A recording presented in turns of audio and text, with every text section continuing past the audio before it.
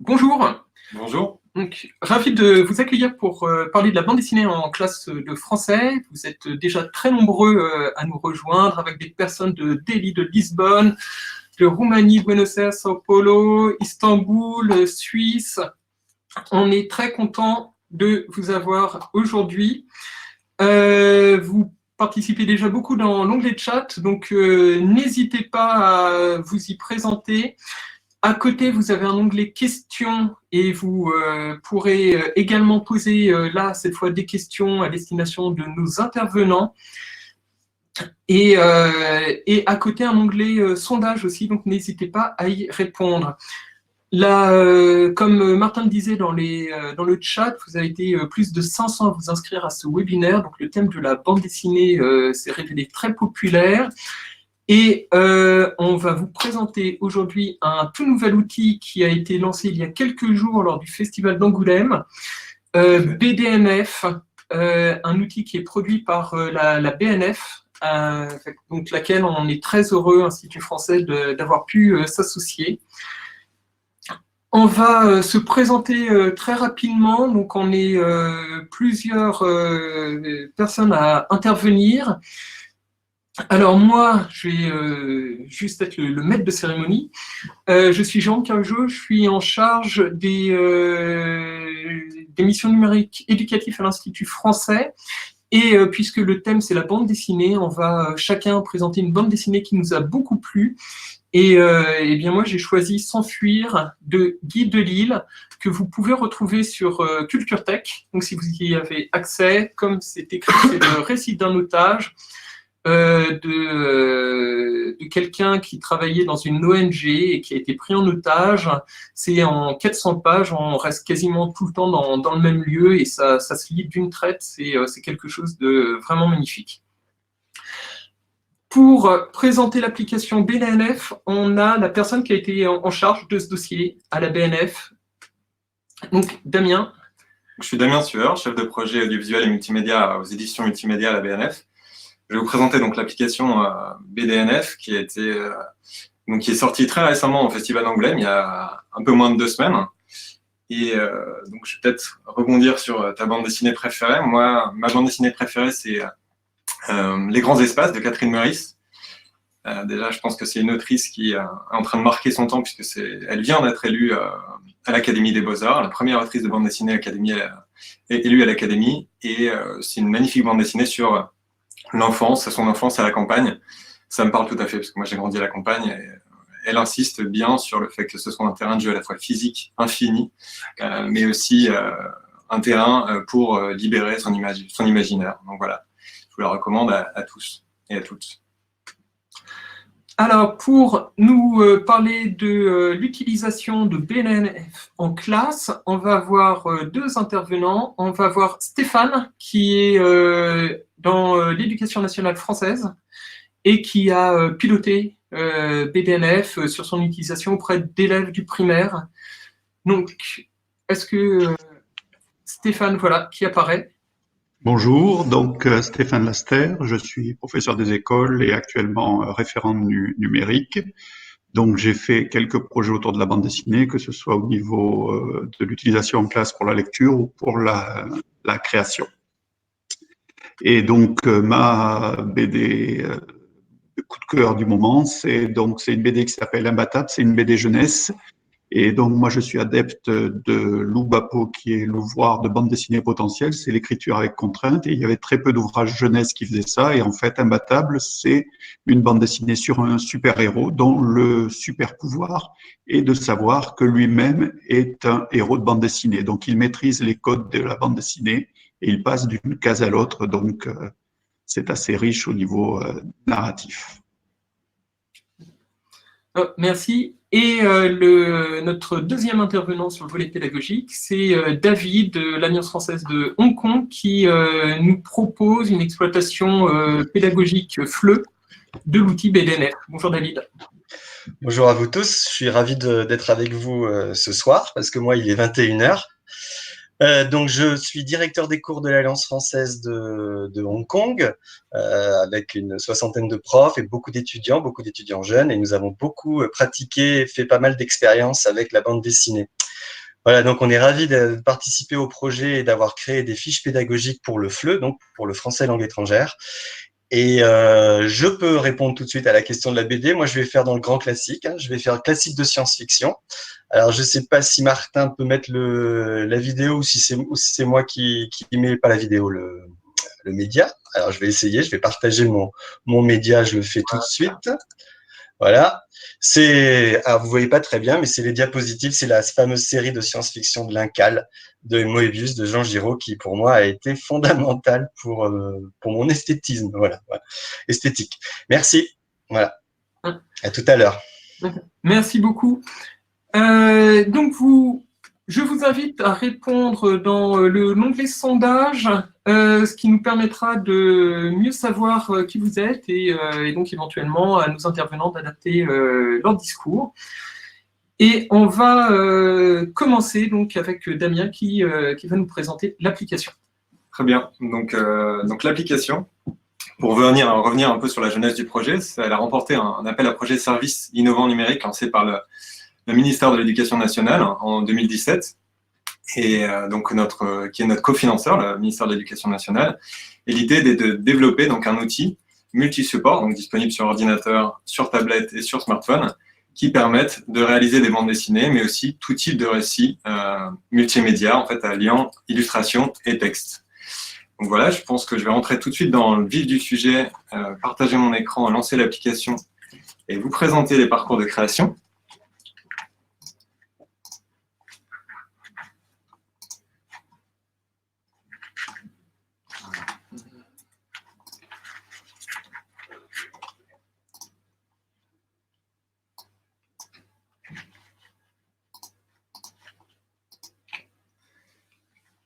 Donc voilà, donc au démarrage de mon application, je suis tout simplement invité à me créer un profil sur la base d'un pseudonyme.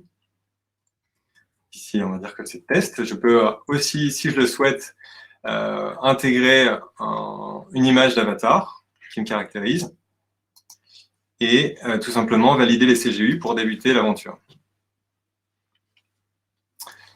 Lors de ma première incursion dans l'application, donc, je suis invité à donner un nom à mon histoire. Et je découvre 4 parcours de création. Donc, le premier parcours de création qui me permet de réaliser une bande dessinée de 1 à 4 cases autour de formats contraints qu'on va voir tout de suite. Je vais vous présenter en premier. Un deuxième parcours qui permet de travailler sur une planche complète ou un webtoon. Je reviendrai sur webtoon si vous ne connaissez pas ce format. Également de faire une bande dessinée sur mesure. Et dans un quatrième parcours, de découvrir le processus complet d'une bande dessinée en donnant vie d'abord à mes personnages, ensuite en travaillant mon scénario, en choisissant mon format et enfin dans une dernière étape, en arrivant dans la mise en page dans un éditeur de bande dessinée. Si je clique sur le premier parcours, le 1 à 4 cases, c'est un parcours qu'on a conçu vraiment dans une démarche de co-création avec l'éducation nationale et en particulier avec 2 enseignantes d'Île-de-France, Clara Rabier et Noémie Martin, qui nous ont accompagnés dans ce projet. Donc, l'idée à travers ces 3 parcours, à travers ce parcours au format court, c'est de canaliser justement la créativité des élèves à travers le comic strip et le Young Comma. Donc le même, il s'agit de récupérer par exemple une image d'archive sur laquelle, par exemple, une enluminure médiévale sur laquelle il y a 2 personnages, et puis tout simplement faire parler mes personnages en ajoutant des bulles. Donc le même, on le retrouve ici. Juste en dessous de ce format, j'ai un petit descriptif qui me permet de découvrir une définition du format, ses règles de structure, et également quelques exemples. Un deuxième format qui est le comic strip. En fait, on a vu que les enseignantes qui utilisaient la bande dessinée en classe utilisent particulièrement ce format, puisqu'il permet de travailler autour des cycles 2 et 3, donc des 8-12 ans, la construction du récit en 3 étapes, donc les 3 grands axes du récit, avec une première case qui évoque la situation de départ, la deuxième qui évoque le conflit, et la troisième, la résolution du conflit. Le Young Comma, en fait, qui est l'équivalent japonais du comic strip, où la construction est donc une construction verticale, avec une case supplémentaire, donc pas en rapport avec le comic strip, qui permet de préciser un peu plus le déroulement de l'histoire. Donc si je clique par exemple sur le format comic strip, l'application me permet d'arriver tout de suite dans une étape de mise en page. Donc là, bien sûr, c'est un format contraint, donc je retrouve les 3 cases. Je ne peux pas intervenir sur ce format, si ce n'est en rentrant directement dans l'édition des cases. Donc, par exemple, si je clique sur la première case, et ensuite dans l'onglet Bibliothèque, je vais pouvoir aller directement chercher des éléments issus des fonds de la BNF, donc des fonds numérisés de la BNF, de la bibliothèque Gallica, avec des corpus qui sont déjà détourés, où on présente des animaux, mais aussi des objets, des décors, des personnages issus pour la plupart par exemple, d'esquisses de décors d'opéra du 19e siècle. On retrouve par exemple ici Achille et Hector, donc tous les personnages de l'Iliade et de l'Odyssée. Des décors qui sont à la fois par exemple ici je vous montre une photo de Jeanne Adjet tombée dans le domaine public, on reconnaît le jardin du Luxembourg, je vous la montrerai en plus grand par la suite. Mais aussi des décors qui sont des décors d'opéra, également tombés dans le domaine public. On voit par exemple une ville en ruine ici, un palais, ou encore une photo d'une ruelle en Provence, ici, ou alors un décor d'opéra dans le désert. Et puis en dessous de ce corpus d'éléments BNF, on retrouve en fait des corpus propres à l'univers de la bande dessinée, avec notamment un corpus de bulles, on va pouvoir utiliser directement dans la mise en page de notre bande dessinée. Donc à la fois des bulles toutes prêtes avec l'appendice de la bulle, la petite queue de la bulle déjà intégrée, mais aussi des bulles où l'appendice est désolidarisé et qu'on va pouvoir personnaliser en fonction de ce qu'on souhaite évoquer. Donc, par exemple, on retrouve les petites bulles pour évoquer la pensée ou des queues plus propices justement à un personnage qui parle sous le coup de la colère. En dessous de ces éléments, on retrouve un corpus qui a été illustré, qui a été réalisé spécifiquement par un dessinateur pour les 8-12 ans, autour de 3 thématiques décidées par les enseignants qui nous ont accompagnés dans le projet. Donc, il y a une thématique qui est une thématique nature. Vous voyez une vue dans la forêt, en montagne, en bord de mer, on voit l'océan. Une deuxième thématique qui est une thématique historique. Donc, on a essayé de construire autour d'un château qui se veut un peu intemporel. Donc, on a une vue depuis les remparts, depuis le donjon, depuis la forêt également, depuis la rivière et également une vue dans une auberge. Et une troisième thématique, autour de l'environnement urbain, on retrouve un lieu de travail ici, un lieu de vie, mais aussi les transports en commun, la rue, que vous voyez ici. Donc voilà, ça c'est les décors donc, qui ont été conçus spécifiquement pour les 8-12 ans avec les enseignants de cycle 2 et 3. En dessous, on a un personnage féminin et un personnage masculin qui ont été déclinés dans une variété, dans une large gamme de positions et exprimant une large gamme d'émotions.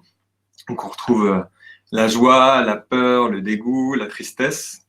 Donc ils vont pouvoir justement, dans un premier temps, les élèves concevoir leur histoire sans forcément dessiner, mais en se basant sur ces corpus qui sont déjà construits, préétablis. En fait, dans un premier temps, ce qu'on cherche à faire, c'est presque désacraliser le dessin, leur montrer que la bande dessinée, en fait, même s'ils ont l'impression de ne pas savoir dessiner, ils peuvent en construire.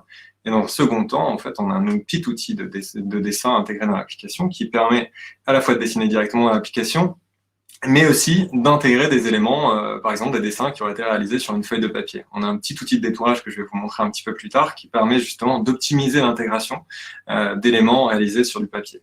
Donc l'idée, c'était un souhait important des enseignantes, c'est un outil pour le numérique, mais on ne veut pas travailler en vase clos dans le numérique, on fait un maximum de ponts entre le virtuel et le réel.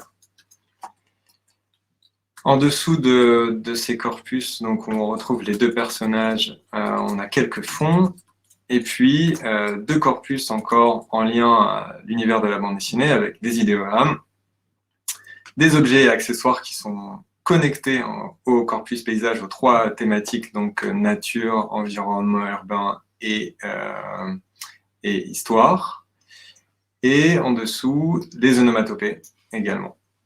Donc tout simplement, quand j'ai accès à cette banque d'images, il me suffit de sélectionner mes personnages, quelques paysages, et également quelques bulles. Et puis, je vais directement en fait les retrouver dans ma sélection, sur le côté de mon application ici.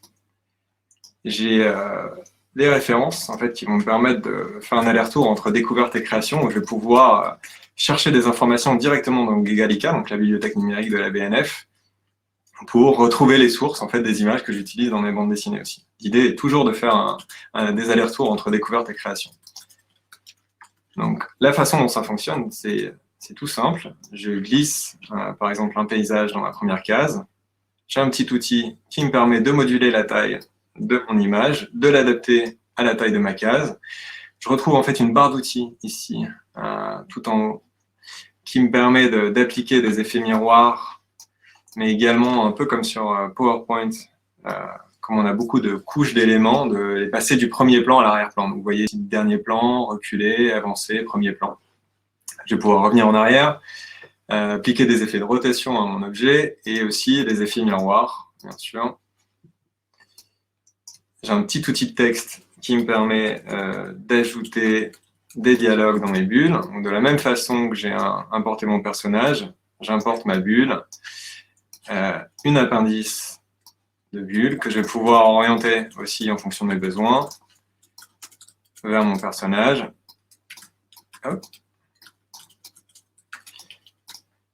Et puis, alors, je vais peut-être intégrer du texte quand même. Vous voyez l'éditeur de texte. Tout simplement, j'adapte mon texte à la taille de ma bulle. Je vais pouvoir changer la taille de ma typo. Et puis également, j'ai le choix entre une dizaine de typos propres à la bande dessinée. Je vais pouvoir choisir en fonction de mon travail, du type de travail que je souhaite réaliser.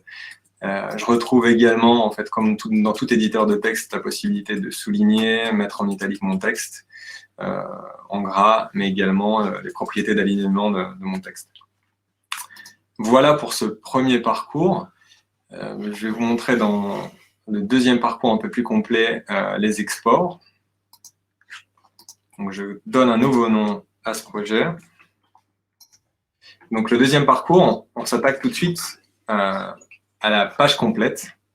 Donc, bien sûr, ça s'adresse à un public déjà initié, un peu initié.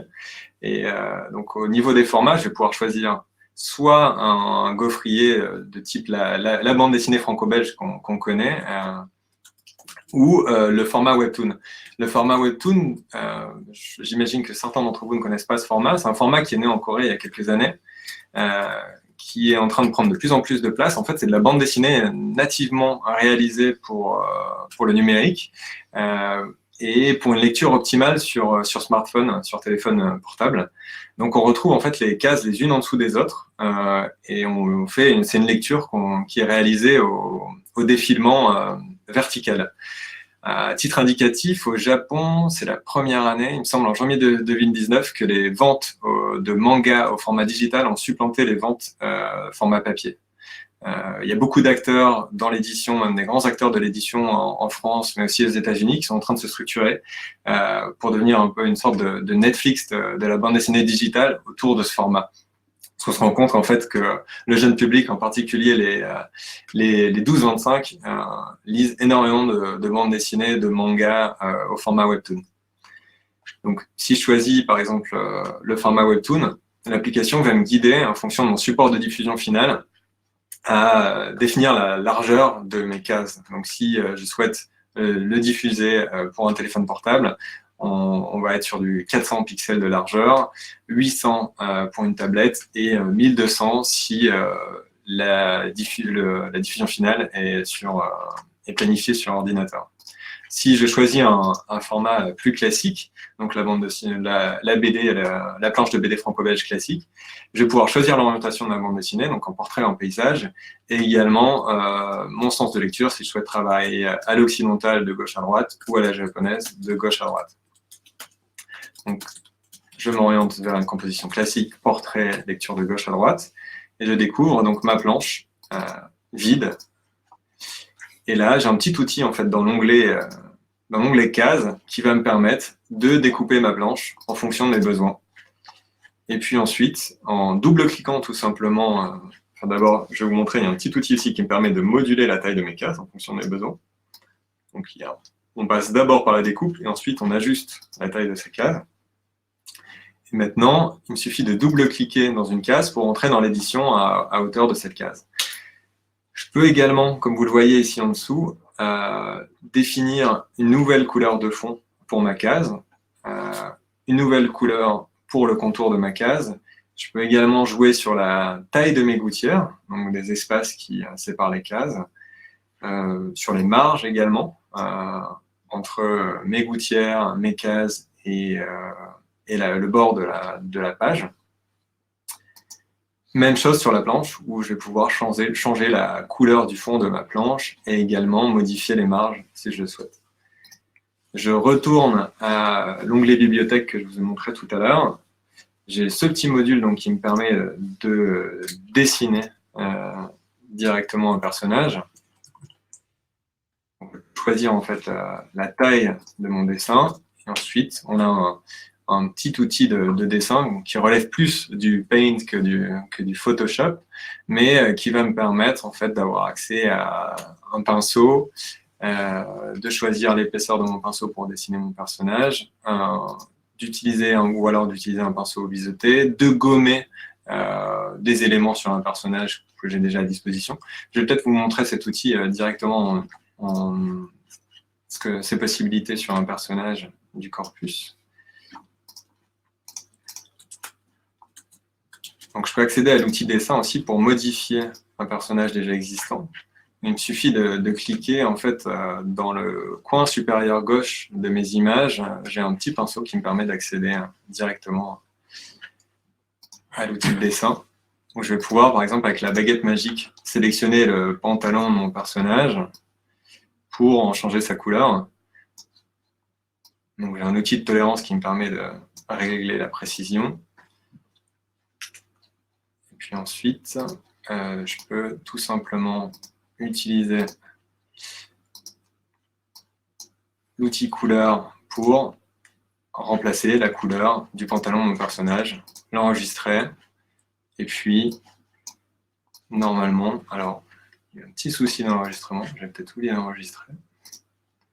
Je vais refaire la manip.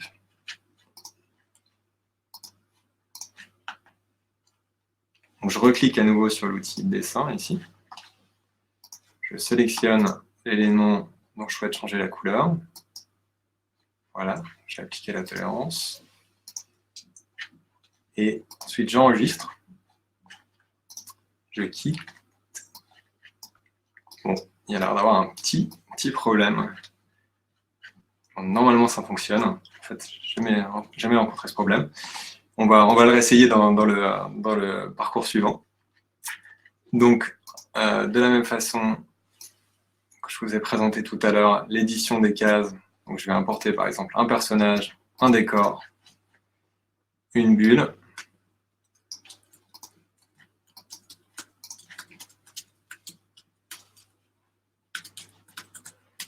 Donc, comme tout à l'heure, je glisse mon paysage. Si je maintiens la touche Shift, ça va me permettre de garder l'homothétie du document et donc de ne pas détériorer le ratio de l'image. Ensuite, j'importe mon personnage.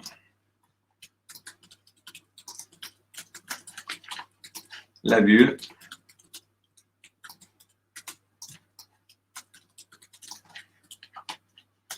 Alors, je vais rajouter du texte rapidement.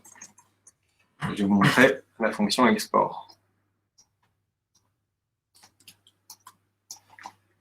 Donc, lorsque j'ai terminé ma bande dessinée, donc je peux ou choisir d'exporter ma planche ou mes planches, si j'ai réalisé une dizaine de planches par exemple.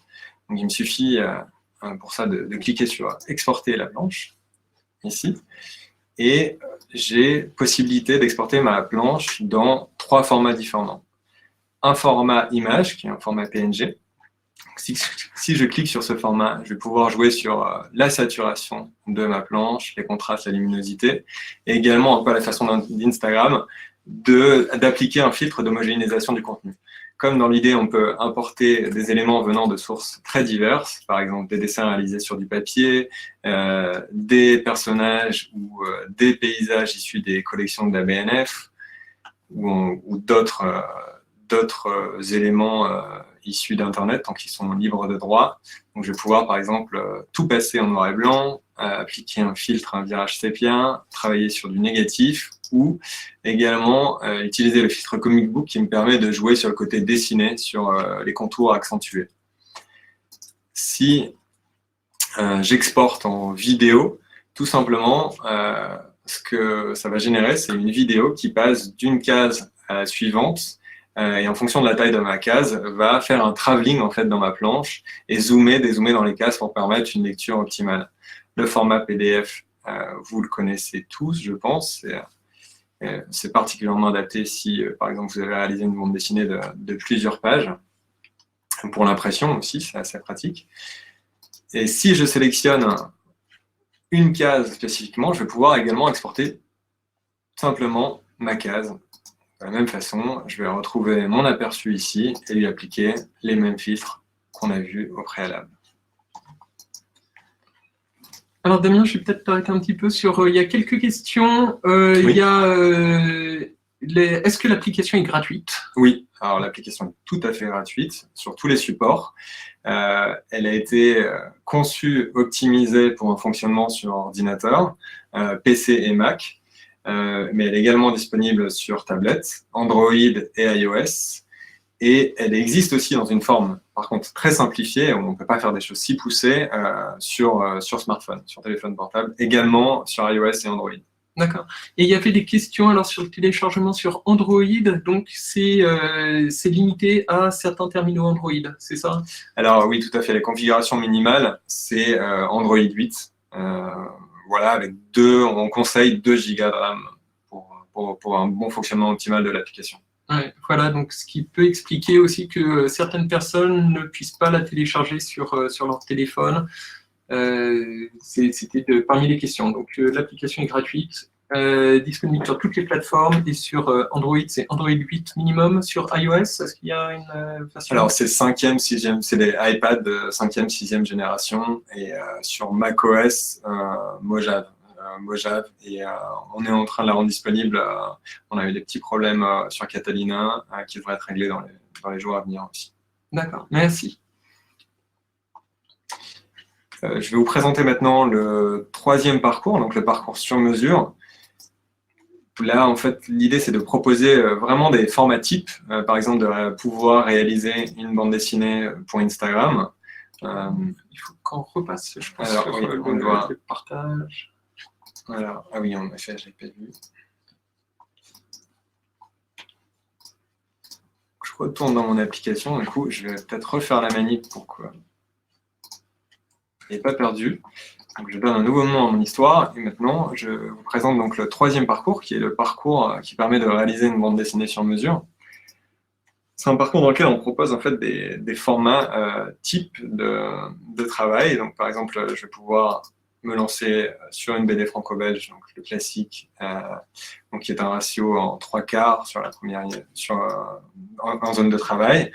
Et également, je vais pouvoir travailler sur une bande dessinée à destination d'Instagram pour un post carré. Également, un format type pour réaliser une story sur Instagram, où là, donc, on est en 16/9 inversé, donc 9/16e, 1080 par 1920 pixels. Je vais pouvoir également réaliser une affiche A4, un fond d'écran d'ordinateur, une carte postale, un marque-page, une panoramique.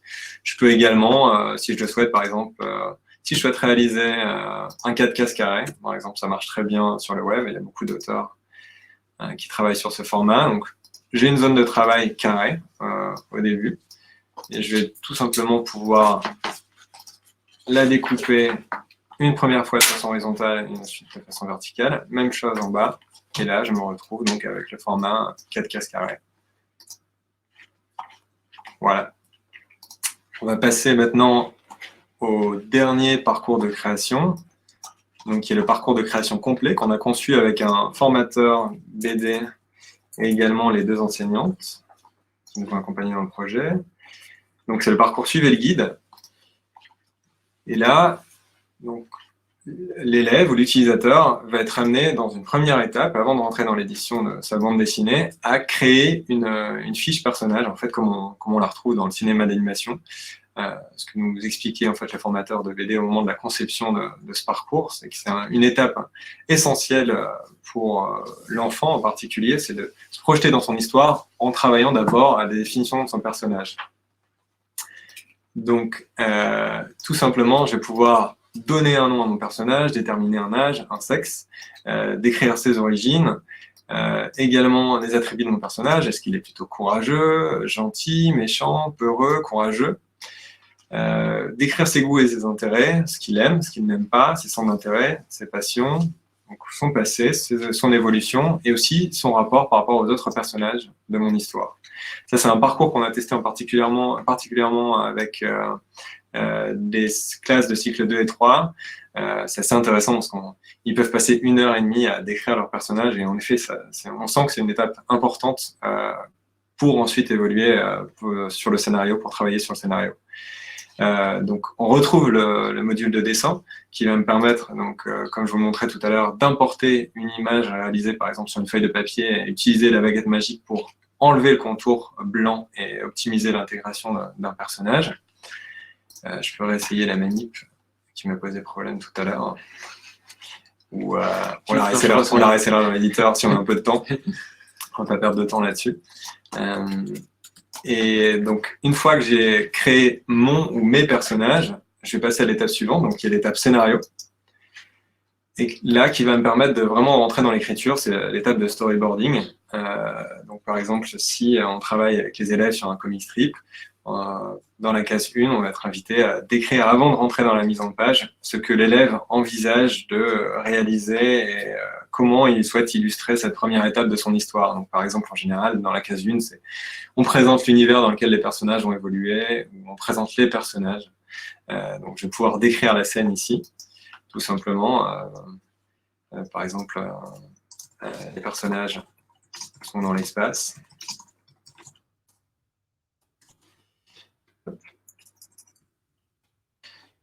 En fonction si j'ai créé des personnages dans l'étape précédente, je vais pouvoir leur assigner des bulles, des dialogues, et rentrer en fait directement les dialogues ici dans le champ texte. Ça, c'est une étape qui était particulièrement intéressante aussi pour les enseignantes, puisqu'elles utilisent souvent la bande dessinée pour illustrer des pièces de théâtre, des actes. Donc, c'est aussi un moyen de rentrer les dialogues au préalable et ensuite de construire la mise en page de la bande dessinée en fonction des dialogues. Une demande des enseignantes que j'ai oublié d'évoquer sur l'étape précédente du personnage, c'est qu'à tout moment, je peux générer un PDF de chacune de ces étapes et l'imprimer pour une valorisation en classe ou à la maison, tout simplement, pour un public familial. Donc, sur la fiche personnage, c'est pareil, je peux aussi générer un PDF et l'imprimer. Donc, une fois que j'ai validé cette étape personnage et l'étape scénario, je suis maintenant sur l'étape de choix du format, où je retrouve en fait les formats courts tels qu'on les a vus dans le premier parcours de création, donc le même en une image, le comic strip, le Yonkoma. Dans le deuxième choix, ce sera donc la planche de BD franco-belge, qu'on a vu également, ou le webtoon, donc pour un support de diffusion sur téléphone portable. Voilà, si je choisis la planche de BD franco-belge, je reviens à mon éditeur. Et ici, en fait, tout simplement, dans les fils d'Ariane du personnage et du scénario, si j'ai travaillé sur un personnage, je vais pouvoir accéder à la fiche de mes personnages et également au dialogue. Et je vais pouvoir tout simplement glisser, déposer mes dialogues dans les cases, si je les ai rentrés au préalable. Voilà, je pense avoir fait le tour de l'application et de ses possibilités. Ouais, il y a quelques petites questions, peut-être, et puis parce qu'on va passer après sur aussi des volets d'exploitation pédagogique. Il y a la langue d'interface de l'application, c'est pour l'instant uniquement le français. C'est uniquement le français, mais l'application sera disponible courant mars en anglais également. Il y avait comme question, est-ce qu'on peut enregistrer les dialogues à l'oral? Non, alors il y a des logiciels tierces qui permettent de faire ça et de les transcrire en fait dans un document Word et ensuite on peut tout simplement faire du copier-coller, mais on ne peut pas le faire directement dans l'application. D'accord. Est-ce qu'il y a une version Linux? Alors, pas de version Linux pour l'instant, mais on a eu beaucoup de demandes en ce sens et on étudie en fait la possibilité de générer un export, une version sous Linux à suivre. On vous tient au courant, j'espère, courant mars, sur cette possibilité. Et est-ce qu'on peut concevoir une bibliothèque qui pourrait être utilisée au fil de plusieurs projets, par exemple une bibliothèque de personnages ou de... Bien sûr, alors, les enseignants ont aussi la possibilité de constituer un corpus en fait en amont de l'arrivée dans l'application et de l'importer en tant que corpus dans la galerie pour le rendre disponible à tous les utilisateurs. C'est tout à fait possible. D'accord. Alors, continuez à poser vos questions. On va passer sur le volet pédagogique avec Stéphane qui va nous parler de comment BDNF a pu être utilisé au niveau CMS CM2. Est-ce qu'on peut prendre juste une minute pour montrer la bibliothèque pédagogique sur le site web? Ou après peut-être, à la fin, comme ça. Et puis, comme ça, aussi, Damien pourra répondre à vos questions peut-être plus techniques sur l'application. Donc, n'hésitez pas à poser vos questions dans l'onglet questions. Donc, bonjour Stéphane. Bonjour ou rebonjour. Donc voilà, moi j'avais déjà utilisé plusieurs logiciels pour créer des bandes dessinées. Et donc, je sais que ça existait, mais j'avais été souvent confronté aux limites de ces logiciels avec les élèves ou en formation. Et selon les versions que l'on pouvait trouver ou selon le matériel disponible réellement dans les établissements. Donc, quand Damien l'a présenté cet été, voilà, moi, comme je dis toujours, j'avais vraiment l'impression qu'au fur et à mesure, cela cochait les différentes cases de ce que j'avais besoin en classe ou ce que les collègues pouvaient avoir besoin en classe. Donc, Donc, donc moi, je me suis formé cet été par rapport à cette expérimentation, et donc je l'ai proposé après à 2 enseignantes qui s'en sont emparées de manière différente avec leur classe. Il s'agissait de 2 classes de CM2 sur Angoulême. Donc, le premier objectif de ces tests était double. Tout d'abord, essayer de voir les ajustements possibles du logiciel. Et ensuite, en tant qu'Erune et en tant qu'enseignant ayant mis plusieurs projets autour de la BD, c'était se projeter dans une exploitation pédagogique possible et à réfléchir sur la plus-value que pouvait avoir ce logiciel dans une séquence de création de bande dessinée. Donc, sous l'angle pédagogique, j'ai pu proposer et donc tester avec les enseignantes 2 projets et 2 approches complètement différentes.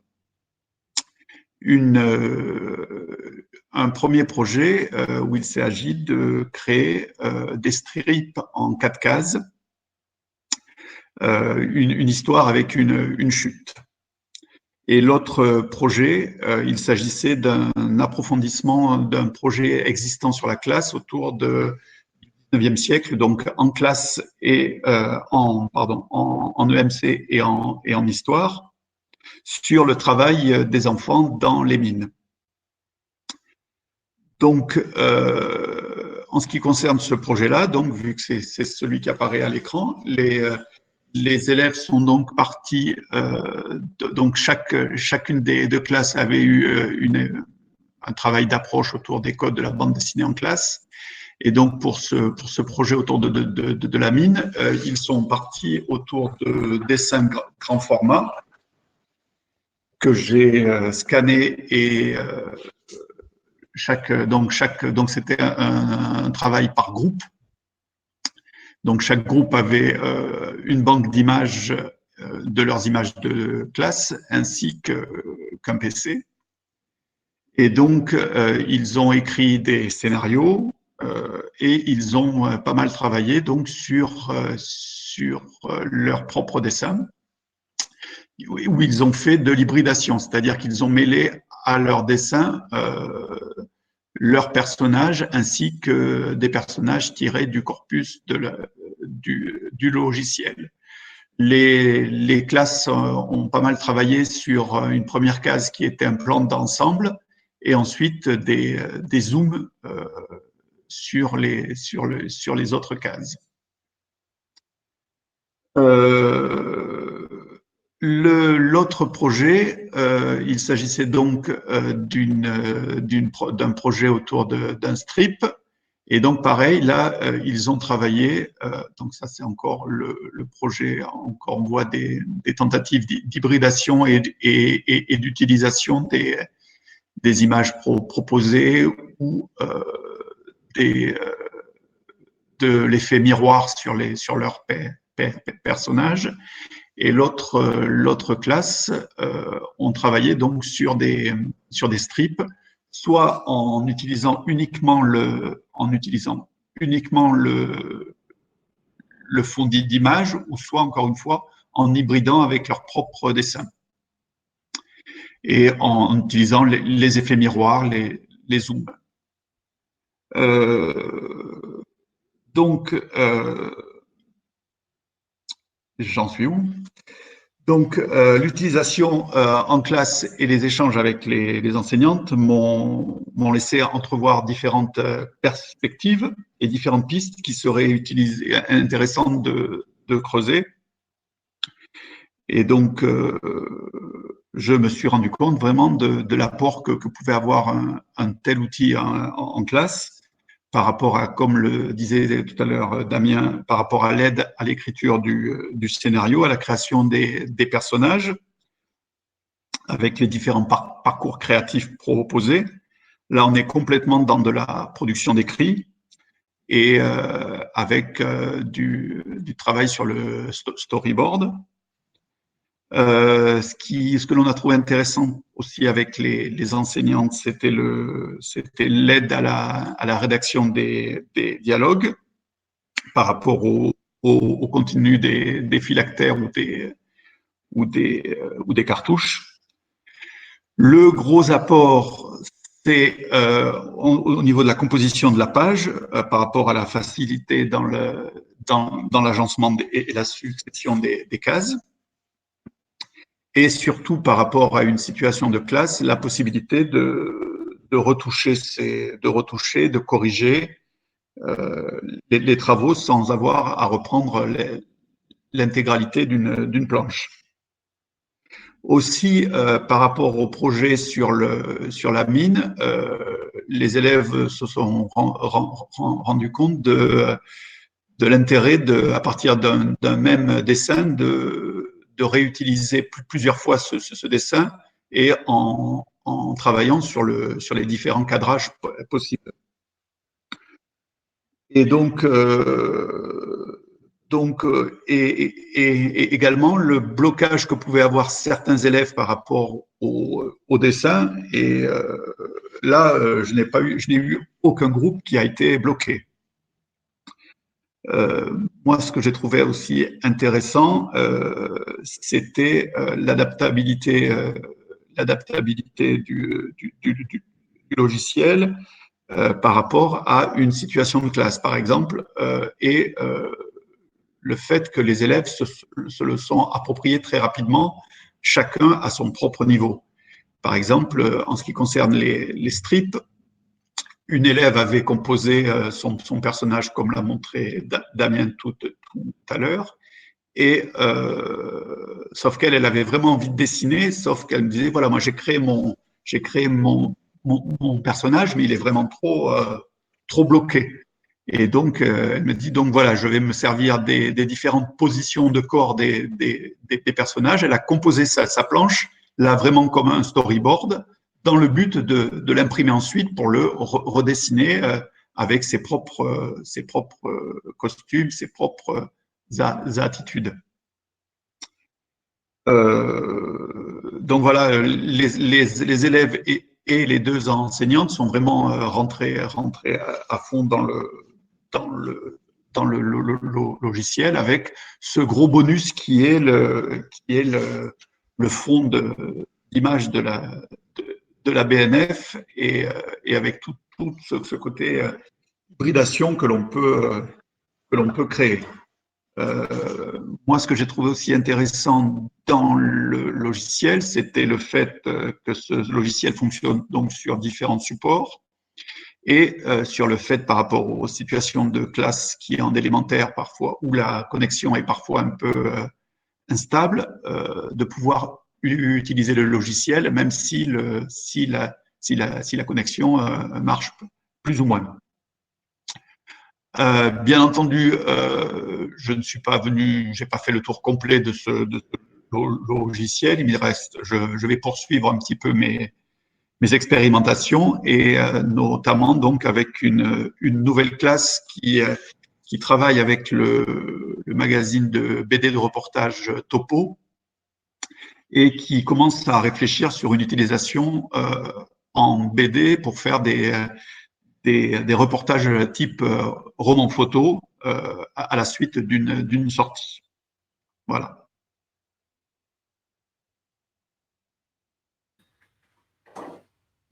Alors, merci beaucoup Stéphane pour cette présentation.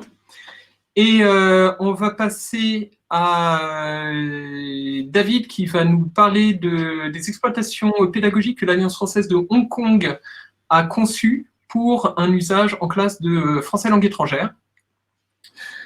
Plus spécifiquement. Aussi, on a différentes questions un petit peu techniques sur certaines fonctionnalités de l'application. Et donc, Damien, après la présentation de David, pourra revenir sur l'application et vous faire des petites démonstrations sur les points que vous avez soulevés dans les questions. Donc, n'hésitez pas à continuer à participer, également à poser des questions à Stéphane et ainsi qu'à David, et ils pourront vous répondre. David. Bonjour, bonsoir. Merci de me donner la parole. Je voudrais présenter d'abord, avant de présenter les fiches, un peu le contexte de l'Alliance française et parler également un peu du monde du FLE et de l'application et de nos applications de BDNF. Voilà, donc nous sommes à Hong Kong et c'est vrai que l'application est nouvelle encore pour nous, hein, on l'a testée en novembre-décembre et que là, elle est sortie. On n'a pas eu beaucoup de classes encore et vous savez, la situation à Hong Kong, c'est un peu dur en ce moment, donc on n'a pas trop de classes ouvertes. Mais la BD a toujours été très importante, nous, dans le monde du FLE. On fait avec des enfants, on a à peu près on a 500, 600 étudiants par an, par trimestre, qui travaillent le FLE avec nous, une grosse alliance française. Et la BD, ça a été toujours un impact fort parce que l'association de l'image et du texte et de la langue française permet une meilleure compréhension. Mais il faut vraiment avoir une approche FLE progressive. Donc nous, en plus, on est un centre culturel, donc on a une médiathèque. On invite également parfois des dessinateurs qui passent dans la ville pour faire des présentations. Donc la BD aussi, c'est un domaine culturel de diffusion importante pour un centre de langue comme l'est à Hong Kong. Et puis après, vous savez aussi, dans plein de pays du monde, il n'y a pas forcément de culture de la BD. Vous savez qu'il n'y a que 3 grandes zones internationales où on produit de la BD, les États-Unis, la France et le Japon. Et la France ici a toute une spécificité. On a une BD Tech énorme. Il y a plein de pays où ça n'existe pas. J'avais fait une expérience précédente en Inde où il y a simplement une éclosion simplement de nouvelles scènes BD, mais il n'y en a pas énormément. Donc on a tout un rôle à jouer là-dessus. Et nous, avec nos enfants, donc c'est quelque chose que nos professeurs intègrent énormément. Vous voyez des productions d'enfants qui sont là. Vous voyez là, par exemple, sur l'image de gauche, des BD, des auteurs de BD du Festival d'Angoulême qui viennent faire des ateliers de cadavres excrits en BD. On s'associe des fois à des programmes de la ville d'Angoulême et de Hong Kong Arts Comic Centers, parce qu'à Hong Kong, il y a quand même un intérêt. Et donc, pour nous, c'est un outil pédagogique. Là, je reviens dans les classes, par exemple, sur l'image de droite, vous voyez des enfants qui découvrent des grands classiques de BD. Vous voyez là la BD franco-belge, bien sûr. Et là, derrière, sur le tableau, vous voyez les étapes, la création du personnage, les scénarios. Mais avec une approche fleutrée, beaucoup plus simple, parce que nos étudiants là de 7 ans, 8 ans, 9 ans, ce sont des niveaux A1, des niveaux A2. Donc, ça veut dire que ça fait à peu près qu'une centaine d'heures. Et donc, on passe par des moyens différents, du dessin, du visuel, on les fait produire, on leur donne les couleurs, on dessine le personnage. Et on fait ça souvent dans les programmes d'été, parce que d'été, on fait souvent le cours de FLE le matin un peu plus classique, et l'après-midi, des productions visuelles à base de BD. Voilà, donc la production, le dessin de l'enfant, intégré par l'intention du prof, ça a toujours été quelque chose de très important. Donc, vous voyez, ça marche bien. Vous avez des images ici à gauche de professeurs qui animent l'après-midi des groupes avec des enfants de 7-8 ans. Là, ce sont des niveaux débutants. Donc, alors, bien sûr qu'il y a du français. Il y a du français instrumental pour faire les choses. Dessine, coupe, reprend, les couleurs, la case, le vocabulaire de base. Et puis, on doit utiliser parfois de la langue instrumentale aussi en anglais pour aider la production. Voilà, faut le dire, on n'est pas tout le temps en 100% dans le français.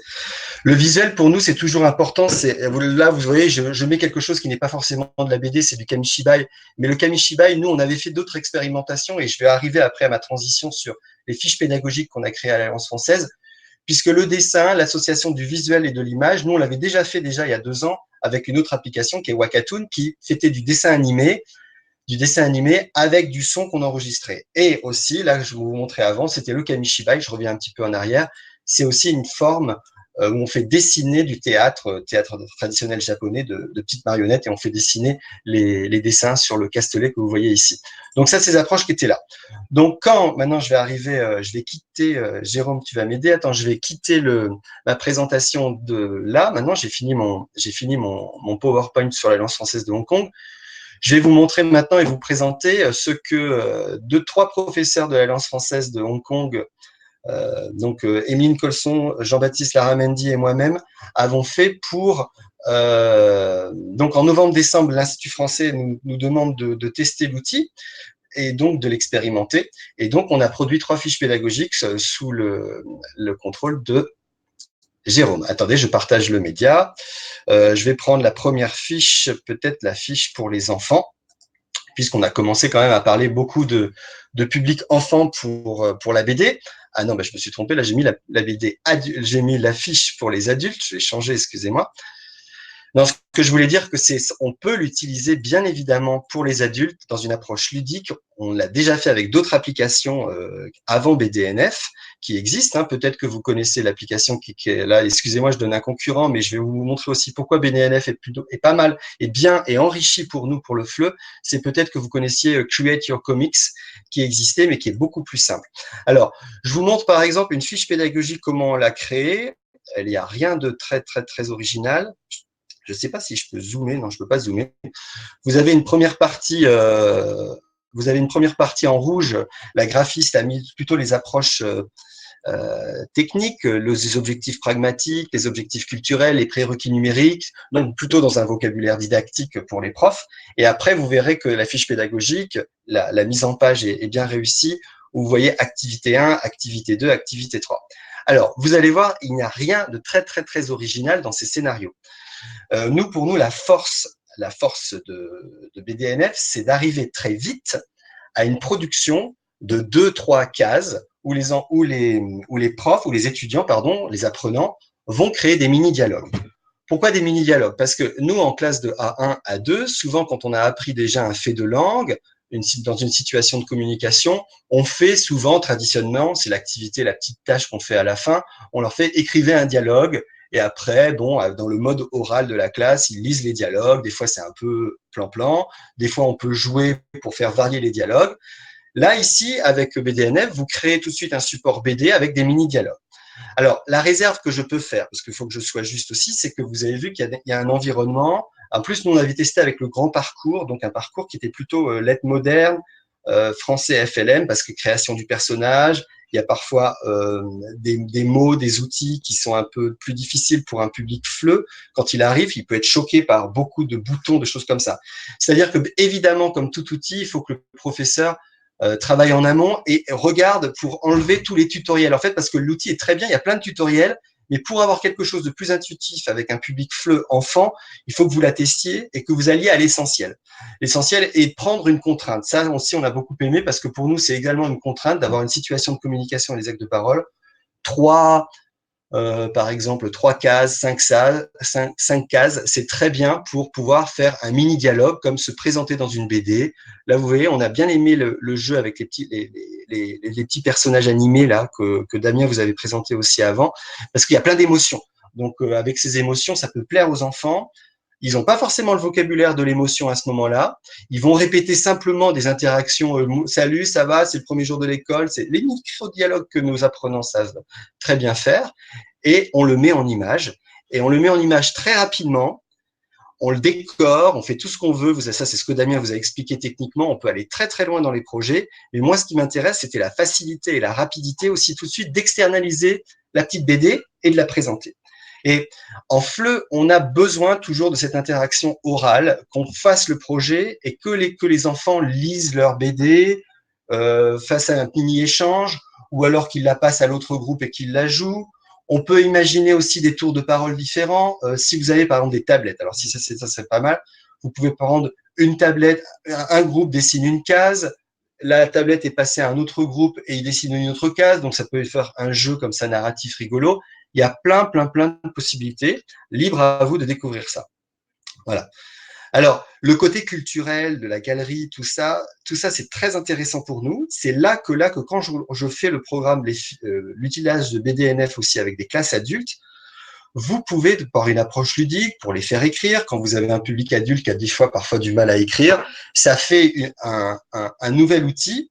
Et en plus, vous avez une dimension culturelle, histoire de l'art, que vous pouvez expliquer et présenter avec vos étudiants, ce qui est plus difficile à faire avec des apprenants FLE de 7, 8 ans, 9 ans, qui sont que dans le niveau A1, maximum A2 en 4e ou 5e année. Voilà. Jérôme, tu me contrôles, hein, tu me dis si je parle trop. J'ai pas trop regardé mon temps. Je peux vous présenter juste maintenant la deuxième fiche. La deuxième fiche qui est sur un public adulte. Et là aussi, on a pris une situation très simple de la vie quotidienne d'un niveau A2. au magasin. On met une contrainte simplement parce que vous avez des fonds dans la version très simple pour aller très vite. Vous trouvez des fonds comme au collège, au cinéma, au stade, au magasin. Ça, c'est des situations de communication très, très importantes, authentiques, réelles pour la communication en 1 à 2. Et vous pouvez varier, donner des contraintes de scénario et laisser vos élèves, vos apprenants produire ce qu'ils souhaitent. Voilà. Alors, je suis peut-être allé trop vite. Maintenant, je peux continuer. J'attends d'être coupé par Jérôme ou Martin, ou je peux regarder les questions s'il y en a. Parce que moi, j'ai plutôt fini ma présentation. Ok. Voilà, je vous revois à l'image. On Voilà. revient.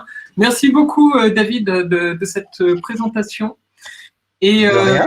je vais envoyer un petit call to action pour que tout le monde ait le lien du site BDNF sur lequel on peut trouver l'application à télécharger dans la version Mac, PC, mais également les liens vers les Play Store Android et Apple. Et également les fiches pédagogiques, mais peut-être que Damien, tu peux aller montrer un petit peu le site justement de BDNF. Et puis, vous aviez quelques questions sur comment importer ses propres images, voilà, ses propres dessins. Et donc, Damien pourra montrer ça aussi dans l'application. Ouais. Donc, pour revenir juste sur l'import d'images, peut-être directement, donc je rebascule dans l'application. Donc, tout simplement, quand vous cliquez dans Bibliothèque images, vous avez cette possibilité ici d'aller chercher vos images en local. Donc, tout simplement, si vous avez réalisé un dessin sur du papier, il vous suffit de le prendre en photo, de vous l'envoyer par mail, par exemple, ou de le transférer via une clé USB, et ensuite de l'importer à travers cette option ici, ajouter des images, qui vous permet d'aller directement chercher l'image. Donc, la deuxième option, c'est celle que je vous ai montrée tout de suite, tout à l'heure. Donc, c'est le corpus BNF et le corpus spécifique pour les 8-12 ans. Et la troisième, que j'ai oublié de vous présenter, hop, en fait, on a aussi cette possibilité d'aller chercher des images directement dans la bibliothèque numérique de la BNF, donc qui s'appelle Gallica, où il y a 6 millions de documents, plus de 6 millions de documents qui sont digitalisés, numérisés. Tout simplement, je vais pouvoir lancer une recherche, si on a accès au net. Alors, l'accès est peut-être restreint, comme on a beaucoup de... En fait, je vais pouvoir directement, à travers cette option, aller moissonner dans la bibliothèque numérique de la BNF et chercher à travers 6 millions de documents numérisés. Donc voilà, l'application, j'ai vu qu'il y avait beaucoup de questions sur le hors-ligne. Est-ce que l'application fonctionne hors ligne? Oui, elle fonctionne hors ligne. La seule option que vous n'aurez pas si vous travaillez en hors ligne, c'est justement d'aller directement chercher dans les éléments, dans les 6 millions de documents de Gallica. Mais par contre, le professeur pourrait aller les chercher une sélection avant son cours et mettre ça à disposition ensuite sur les ordinateurs qui sont hors ligne. Tout à fait.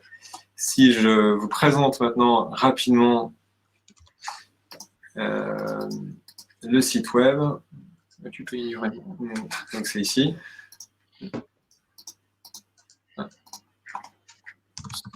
Là, je partage l'écran. Est-ce que tout le monde a accès au site? Ah non, non. Donc il faut aller sur le partage d'écran. On revient sur le webinaire.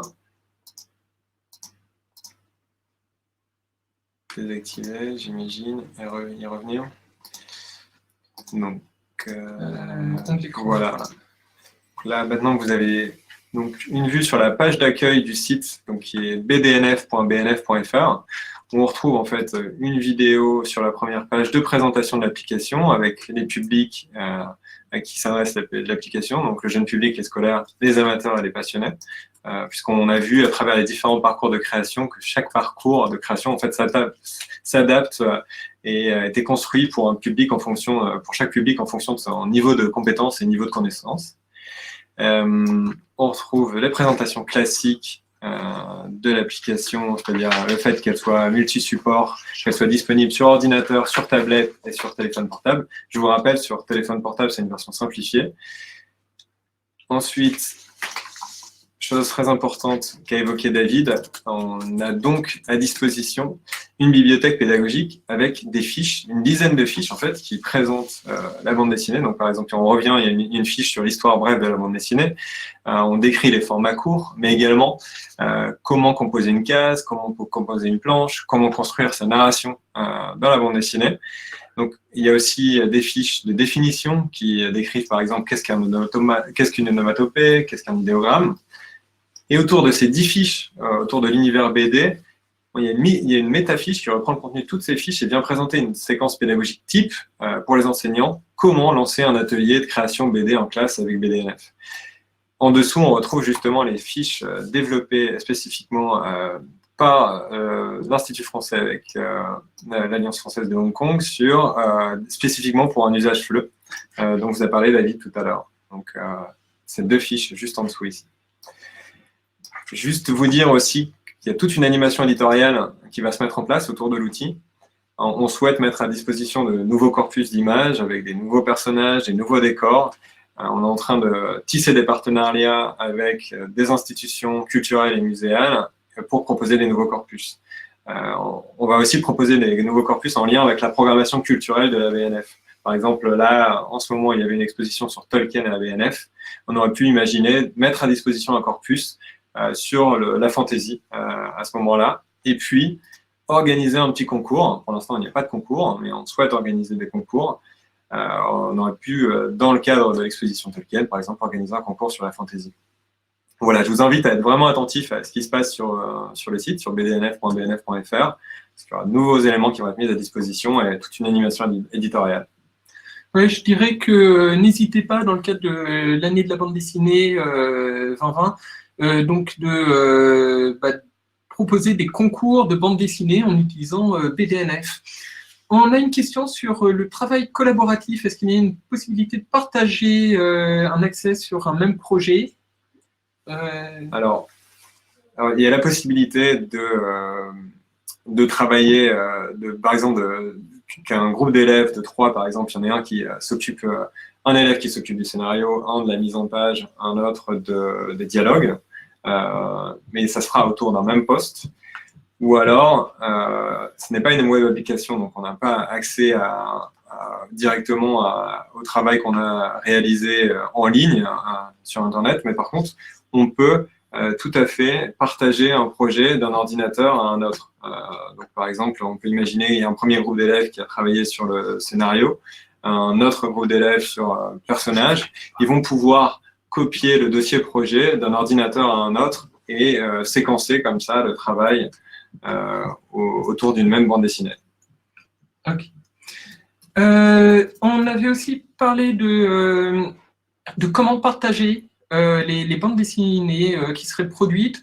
Alors, sachez qu'il existe un groupe BDNF sur IFProf et dans ce groupe, vous pouvez partager vos bonnes pratiques, poser des questions et également partager les productions qu'auraient faites vos apprenants. Je vais envoyer le lien pour ça.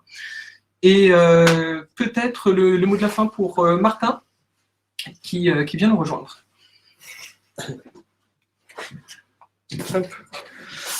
Hop là. Alors bonjour à tous. Donc moi c'est Martin Lafitte. J'avais participé à un webinaire il y a, je ne sais plus quand, c'était le numéro 9 je crois.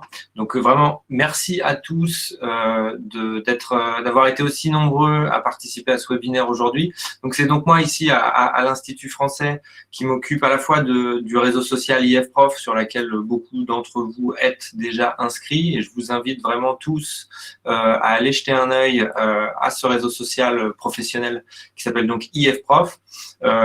Sur lequel donc, vous pouvez partager énormément de choses, accéder à énormément de ressources. On va poster juste après la fin de ce webinaire le replay sur IFProf bien évidemment et aussi sur notre chaîne YouTube. Et donc voilà, Jérôme parlait de ce groupe BDNF qu'on vient de créer il y a quelques semaines et je crois que vous êtes déjà peut-être 70 à être inscrits déjà dans le groupe pour qu'on puisse justement continuer à échanger autour de l'application après ce webinaire, que vous puissiez y partager vos créations et celles de vos élèves. Vous pouvez aussi poster des bêtises hein, si ça vous fait plaisir, bon, ça nous fait bien rire aussi. Voilà, enfin je sais pas si vous avez eu l'occasion d'aller sur la page Facebook de l'infographiste, mais il y a des choses très très drôles qu'on peut réaliser avec BDNF. Donc on les retrouve aussi, je me permets, il y a un onglet galerie sur bdnf.bnf.fr où vous pouvez voir justement ce qu'ont réalisé 3 auteurs, donc à la fois des détournements d'images, mais aussi des romans photos, presque des photoreportages sur la base de fonds issus de Gallica. Il y a différents usages réalisés par 3 auteurs qui vous montrent un peu les possibilités. Il y a aussi des exemples réalisés par des scolaires. Voilà, donc ça, n'hésitez pas évidemment à les partager avec nous. Et puis donc j'avais aussi 2 petites informations d'ordre plus général à faire. Il y a beaucoup d'entre vous qui s'adressent à moi pour demander si des certificats de participation au webinaire IF Prof sont disponibles. C'est le cas maintenant depuis cette année en fait. Donc il vous suffit, c'est donc sur demande parce que je peux pas éditer. Là vous étiez, je sais plus, 250 à vous être connecté aujourd'hui au pic là de participation, donc je peux pas en éditer 250 d'un coup. Donc envoyez-moi un email sur mon adresse martin.lafitte. Je pense que voilà, on va pouvoir la partager sur le chat dans quelques secondes. martin.lafitte@institutfrançais.com pour vos demandes de certificats de participation. Donc, je pourrais vous les envoyer sur demande. Et aussi pour vous annoncer, donc là, c'était notre 10e webinaire IF Prof pour donc le premier de l'année. Et donc, le prochain aura lieu le 18 mars. Ça y est, la date a été fixée, à la même heure, 14 h. Et ce sera en partenariat, cette fois, pas avec la BNF, mais avec l'Alliance française de Paris, Île-de-France, qui tournera autour de la médiation culturelle et l'apprentissage du français. Surtout voilà, au mois de mars, en lien avec notamment les événements de la francophonie partout dans le monde. Voilà, donc je ne sais pas si Damien, tu avais un dernier mot. Alors, je peux vous montrer, on a une vidéo qui présente en fait le 4e parcours sur lequel j'ai eu un petit peu moins de temps, qui est disponible sur Vimeo. Donc tout simplement, je vous propose de clôturer en vous montrant une vidéo qui montre toutes les possibilités du 4e parcours. Voilà, et juste avant de lancer la vidéo, on va remercier une dernière fois nos intervenants, Stéphane et David, dont les micros sont coupés, mais qui vont voilà, vous présenter leurs hommages à tous. Merci encore à vous, Stéphane et David, et à bientôt.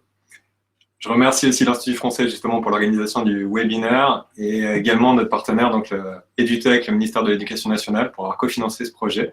On espère qu'en tout cas vous trouverez bon usage de cette application et n'hésitez pas à partager vos créations. On a un hashtag qui est BDNF_, donc le _ app sur les réseaux sociaux. Vous pouvez aussi nous les envoyer via le formulaire de contact sur BDNF. N'hésitez pas. Voilà, je vous laisse avec la vidéo pour clôturer. Et merci beaucoup, Damien.